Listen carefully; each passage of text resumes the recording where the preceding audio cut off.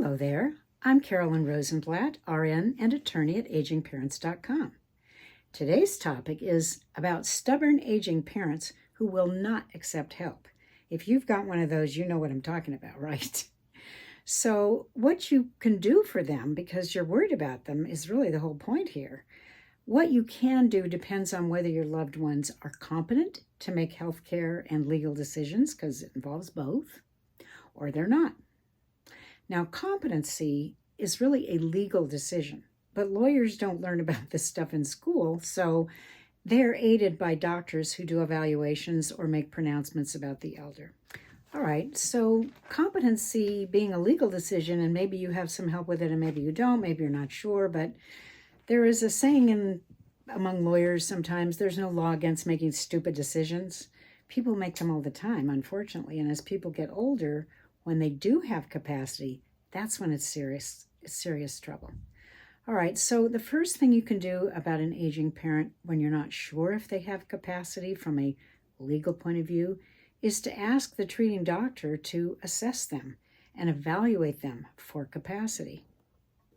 Getting an evaluation from a psychologist who can actually do testing for capacity, or from their treating doctor or neurologist who knows them well enough to tell you if they have capacity about making financial decisions and healthcare decisions, that can be difficult. But if you're able to do that, that'll give you some reassurance about whether or not they have capacity. If you're trying to get them to accept help, you want to try persuasion before you take any stronger measures. And persuasion is usually a matter of getting together with a family meeting if you have siblings or other allies. You want to plan it. You want to get people around you who agree that mom or dad or grandma needs help, even though they think they don't. And you want to ask the aging parent to not burden you with the worry that you have about them falling or getting lost or whatever it is the concern may be. Persuading them with a group of people sometimes helps. You want to acknowledge that it's scary, that they might need this help because it would be with somebody they don't know, but you want to offer to help them. A lot of people who aren't competent don't know how to hire help. So that's where family can really be of assistance, making it easier to transition from independence to dependence. Whenever you ask an aging parent to do something they don't want to do, sometimes one of your leverage points is that it's a burden on you. And if they don't want to burden you, then this is something they need to do so that you don't lose sleep over it. And there are some parents who don't care if they burden you. Okay, let's face it. But it's worth a try.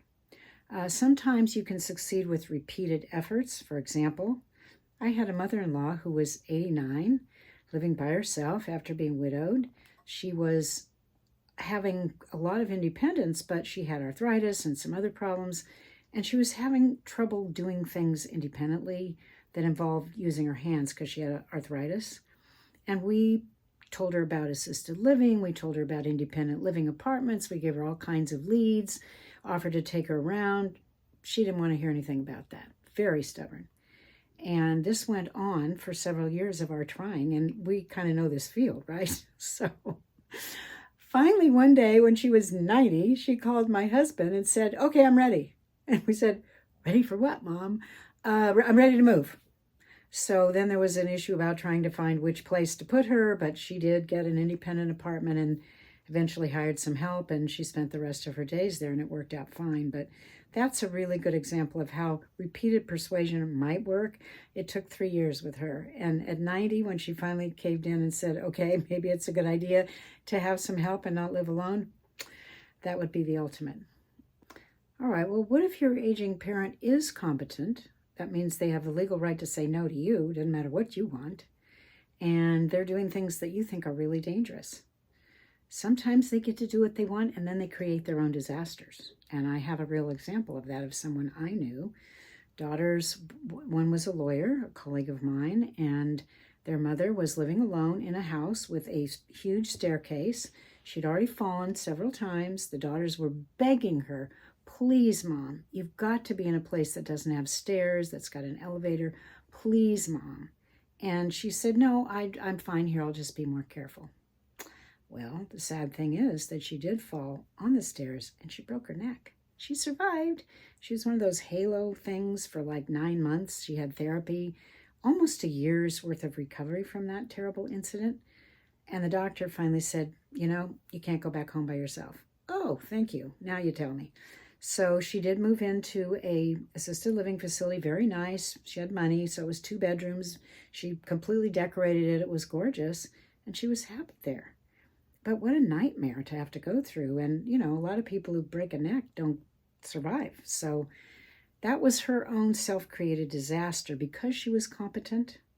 It was a stupid decision to stay in her house. Let's face it, she'd already fallen. It wasn't like she didn't know.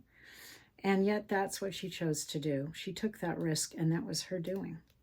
So nobody needed to feel guilty about that because they tried everything.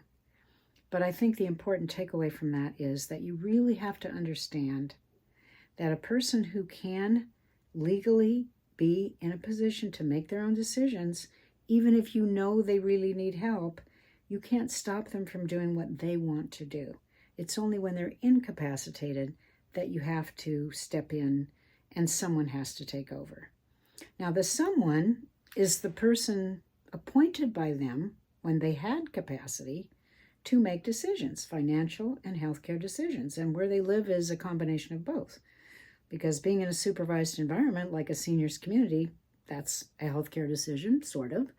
And paying for it is a financial decision. So if you have people in the family who agree on that and they are duly appointed, great. You can go ahead and do that, even if the elder is reluctant. If they absolutely refuse, they can pull that power of attorney and they can change that healthcare directive because they are designed to be that way, that a person can revoke them whenever they want.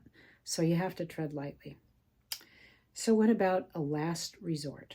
Let's say you have an elder who is incapacitated. They're getting worse. They have Alzheimer's disease. They've had something else. They just can't do it anymore. They can't even feed themselves, take care of themselves at home. They can't do grocery shopping. They can't get dressed alone. They're incontinent, whatever. Lots of messes. A real problem. We do have a legal means, a last resort, mind you, to address that with people. And that is what we call guardianship. In most places, in California, we call it conservatorship. The conservator is appointed by the court to take over everything for that person who is vulnerable. And they're a danger to themselves when they can't eat and can't get food and can't get clean and all that. There's kind of a pretty far way people can go before the court will force that on someone because they're taking away all their civil rights. It's a big step. But if you can establish it with an attorney and prove that they really are in need of that guardianship, then the court will grant it if the proper evidence is presented and the court gets it. It's expensive, it's time-consuming, it's burdensome, and it sometimes is destructive of your relationship with that elder. So it's a choice you have to make, and it's not an easy one. So that about wraps up the information about the things you can do, your options with a stubborn aging parent who absolutely does not want help. It can take a long time for them to accept that help, as it did with my mother-in-law, or it can be a matter of a couple of times you have a family meeting and they kind of give in to everybody's collective urging and polite, respectful statements that, Mom, Dad, it's really time to let other people help you. So I just want to leave you with the idea that at agingparents.com, we give a lot of quick tips besides our YouTube channel, and they are contained in a newsletter, and you can find the link below, and we encourage you to get that. It's got a lot of real-life stories on it. And in the meantime, if you have a stubborn aging parent who really refuses help, our hearts go out to you. We're here for consulting too, and we wish you the best with that. So bye now for agingparents.com. Thank you.